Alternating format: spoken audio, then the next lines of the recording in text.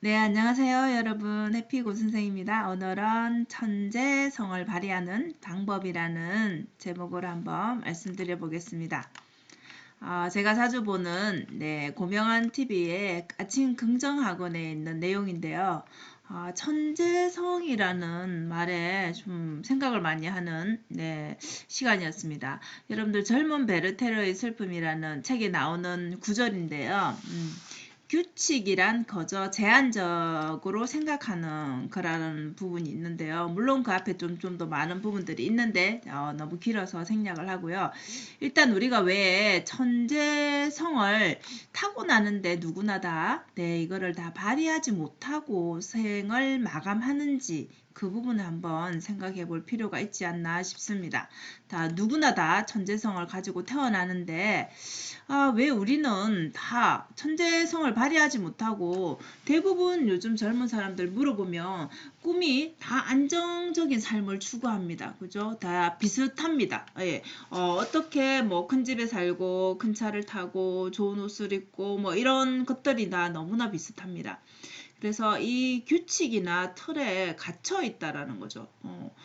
분명히 우리가 가지고 있는 그런 재능이 다름에도 불구하고 꿈은 같게 꾼다라는 것 자체가 좀 이상하잖아요. 그죠? 그렇기 때문에 우리가 타고난 천재성 자체를 계속 유지하지 못하고 찾아내지 못하고 오히려 더 잃어간다라는 거죠. 자, 이거의 큰 이유는 우리가 어릴 때부터 받아온 그 부모로부터 내지는 또 사회로부터 이런 교육의 큰 세뇌가 문제라는 것이죠. 우리는 그렇게 교육을 받아왔습니다. 어느 시기가 되면 학교로 가야 되고 어느 시기가 되면 또 졸업을 해야 되고 어느 시기가 되면 직장을 가야 되고 결혼을 해야 되고 월급쟁이로 살아야 되고 이런 것들에 대한 이 끊임없는 세뇌가 우리를 그렇게 만든 부분들이 있겠죠. 그죠?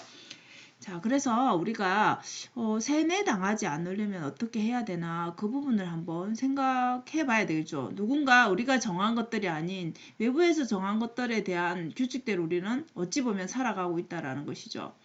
자, 그런데 우리가 이제 자연을 한번 여러분들 봐볼 필요가 있다라는 거죠. 우리 자연하고 사람하고 인간을 비교를 해보면 자연은 여러분들 그냥 뭐 제때 그저 열매를 맺고 꽃을 피고 또 꽃이 지고 하는 것들이 그 본연의 모습 그대로 그냥 그 자연 자체가 가진 그것만으로 그냥 존재를 하게 되잖아요. 그죠?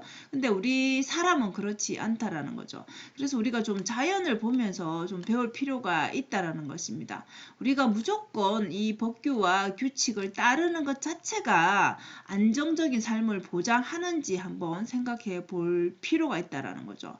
그래서 우리는 자연에서 한번 배움을 생각해 봐야 됩니다. 특성대로 존재한다라는 거는 그냥 꽃이면 꽃, 열매면 열매 그 자체 그게 뭐 꽃나무면 다른 나무가 될 수 없듯이 그냥 그대로 존재한다라는 거죠. 근데 우리는 그렇지 않잖아요. 그죠? 사람은 뭔가 교육을 받고 뭔가 다른 것들의 영향을 받으면 원래의 내가 아닌 다른 사람으로도 또 바뀔 수도 있는 거잖아요. 그죠?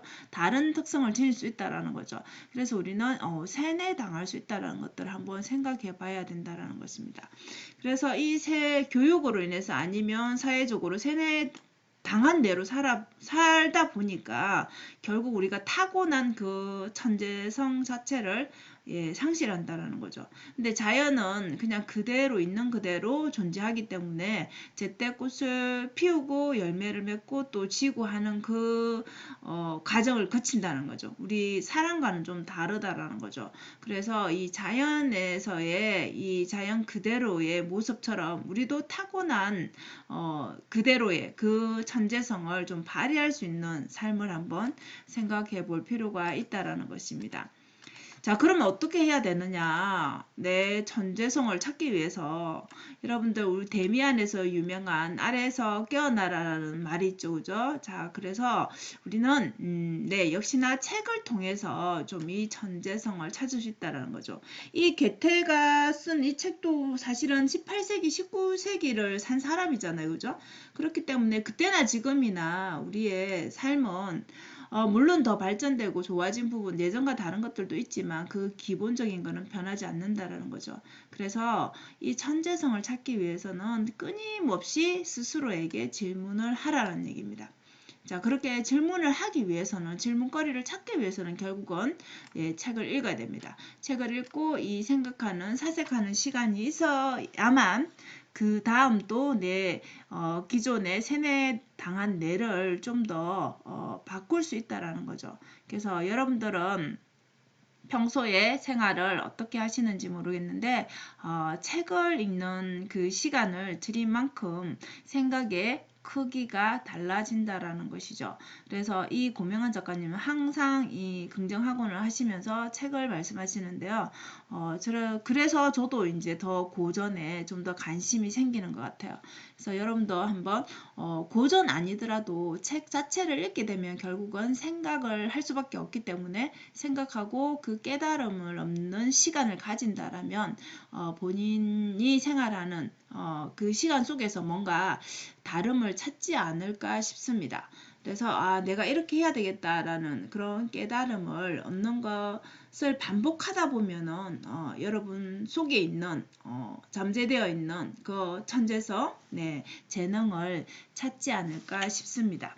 그래서 남들과 다르게 사는 게 어찌 보면 굉장히 모험이고 굉장히 힘든 선택인데요. 결국은 다르게 사는 길이 결국 내 삶을 찾는 또 길이 아닌가라는 생각을 합니다. 자, 오늘도 영상 시청해 주셔서 감사하고요. 여러분의 천재성을 찾는 하루가 되셨으면 좋겠습니다. 여러분 오늘도 행복한 하루 되세요. 감사합니다.